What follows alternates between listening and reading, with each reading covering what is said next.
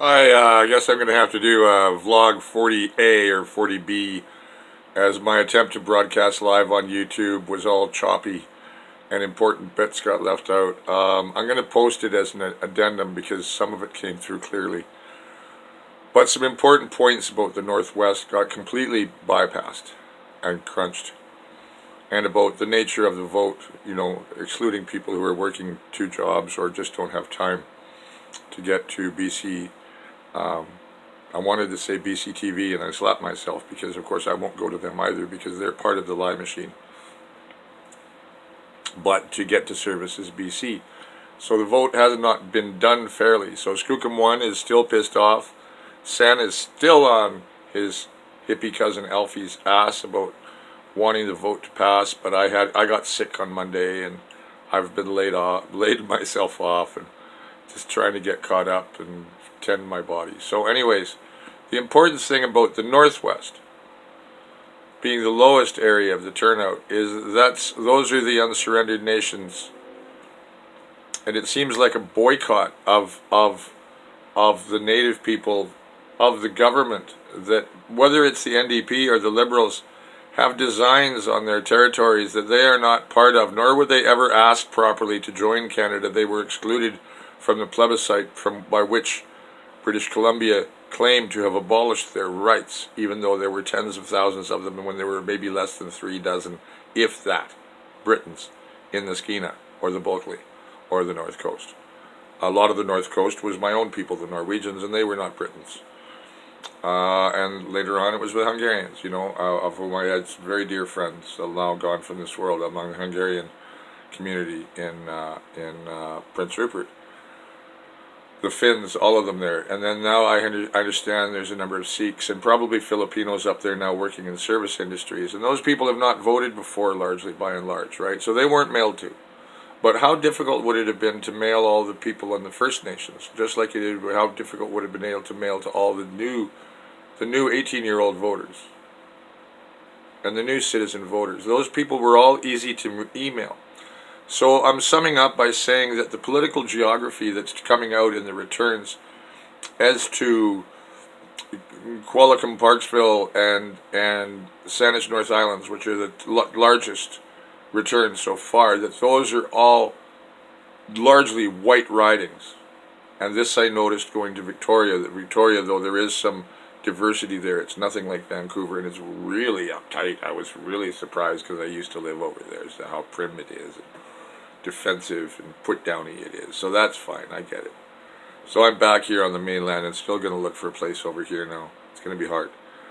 But yeah, I wanted to update on this issue about the political geography of the returns, because it's clear that my observations about the racial bias, which also includes ethnic, the Russians and the Poles and so on, new Italians, and everyone else, that they're the new citizens and the people within the immigrant communities who have not been engaged before, the 72% of 18 to 30s and a similar number for the up to 45s who were not engaged in the voters list previously were excluded from this ballot as if they didn't care. No. They've been kept the secret of what it's really about by the lockdown in the media and the control, not just of the industry, the media industry, but also by the attitude amongst the established voters that somehow they have an priority in getting ballots mailed to them, whereas the people on the social rolls and the FN rolls and the new citizen rolls and the student roll, the actual kids who turned 18, that they didn't get. We all know those people. We can find them all easily. It could have easily been done, but they were not mailed to. And it's showing up in the Northwest, where I believe that the Gitxsan, Wet'suwet'en Confederacy, the Nisga'a Sims, the various Tsimshian nations of the Skeena and the coast, including Lac Hualam and the Haida Nation and the Haisla, are largely boycotting the vote. They don't care. Right? Because for them it's a foreign entity, the province of British Columbia. They are not involved. So if there's only a 20% participation rate up there or less, what does that say about the engagement of the people of the Northwest in the province of British Columbia? We all need to have a really serious think about that, and the rest of Canada needs to wake up to that. The Gik-San-Wet'suwet'en Confederacy is about 400 years old. It's twice the age of Canada. And it's like the Iroquois Confederacy and the Abenaki and all the other confederacies, the Kainai blood, you know, all the different nations that did exist in this land that we eradicated just by our arrogance and doing what we did to their kids. So that's the reason why in the Lower Mainland, the young, the poor, and the new, and the minorities of all stripes, of all religions and all backgrounds, doesn't matter their color. It's not about being a visible minority. It's about being a new Canadian, a new to British Columbia, and having no clue whether you're from Ontario or the East, or from the States, or from Asia or Europe. You had no clue what happened here before. So I've been trying to educate people to that, and I'm still reaching out to my my other friends in the film biz that must remember me. It's hard to forget. And also being bold and asking that, you know, my American progressive media friends like Rachel Maddow and Amy Goodman and Trey Gowdy and you know, all of them that I watch, you know, and know about their country and about voter suppression and what voter exclusion is. And I've tagged, or tweeted rather, Ocasio-Cortez and Bernie Sanders and Beto O'Rourke and people like that. And please do that all. Don't just with me, you know, don't just retweet me. Wake up to all this problem, okay? That this was not a Democratic vote. And if it loses, it's on John Horgan's head for staging a rigged vote.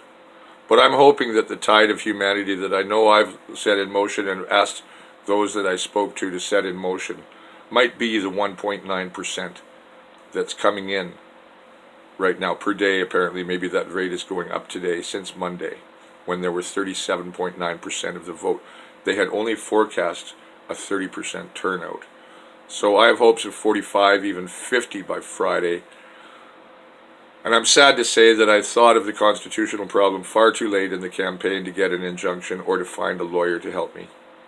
And, you know, the progressive media, as much as the so-called progressive media, the Tyee and the straight, who aren't really progressive, and they've been bought out and, you know, part of the machine for a while now and compromised long ago, also by the NDP, that they're part of the system that doesn't really want to see a green government. They do say they do, but they've also slandered the green government heavily in the last year, not just Mr. Thielemann.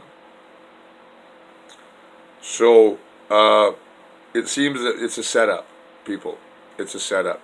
If it fails, it's a great crime against democracy in Canada. I'll keep on saying this. And I got to get back to my music and my writing, my other writing, you know, my other history things I want to do, you know, which is both writing and vlogging, and also working on the music I've played and posting tracks. I did a really nice Huron Carol the other day, which I'll post as a separate track, which I hope to share for Christmas. It's quite beautiful. But, you know, I enjoyed my reach out to the new communities. It taught me a lot about my country and about the new generations. And I enjoyed waking up the 18 and 19 and 20-year-olds and 21-year-olds. I have a very high hopes for that generation. They're not as much media junkies as the people immediately before them, a little younger, and they're not as in lockstep about the way things are. They see the future coming and they're scared shitless, right? So they know a lot more than the older people, a lot of them, right? And I got some really good hearings from 16, 17, 18, 19-year-olds. It reminded me of the 60s. And I really appreciated, whether they were Native or Asian or, you know, prep school boys like I met on the ferry, you know, they listened to every word I said and they got it. So I'm proud of the new generation. And I really like having talked to the Sikh elders and having a new Jordanian friend who's going to be my web media guy. Thank you, everyone. Thank you for all the love, right? It's been good. I got sick. I want to go play music now, but I'll keep on vlogging about the referendum till it's over, and then I'll think about renaming the vlog to the Granite Curtain or something. But I want to get something that other people will catch what it's about. Sam Sullivan's videos are garbage about BC history. They're absolute garbage, as is his asinine comment with Judy what's-her-name's call for people to donate their ballots to her so she could burn them or junk them or whatever she wanted to do. Sam's telling people, don't fill out the second half of the ballot. You know, okay, be a stupid ass, okay? Fine, you were a mayor of Vancouver, right? Never mind that you're a Tory, all right? So who cares what you say, Sam? Your histories are bullshit. They're even more bullshit than Tielemann's line about the Greens Act. And when he's talking about the Nazis, he's really talking about keeping the Greens out of power. It's so obvious, right? So anyways, if all this doesn't work out and you British Columbians put up with a bad result and go, oh well, let's go back to the mall, then yeah, I'll be all too happy to leave again, okay? Which is what I did in '07. I tried hard. And I'm trying to wake up the rest of the world to the bullshit behind the granite curtain. Maybe that's the name of the vlog that's coming. The Street Professor, it's getting old. And Skookum1 is a name they don't like hearing, and so they won't watch. And they don't know what it means, which means the strong one. The strong talking one, the strong hearted one. Skookum tum tum. Strong heartbeat means brave, you know. Tum tum is your heartbeat. I should give Chinook jargon lessons on here, which is probably a good thing to do. So Kladawa Nagi, Alta. Kladawa Naga Alta means go, I'm gonna go. And Klahauya, farewell, and in Slatlium, I think I'd say Hootmouth. And I'll try the little bits of native language I'd like to share for the young people. And the Chinook jargon, which I know fairly well, but it takes a second to switch into it. So, come to Xwawa Klush means I understand the Wawa good. Anyway, have a nice day. Skookum1, the Street Professor, signing off. Vlog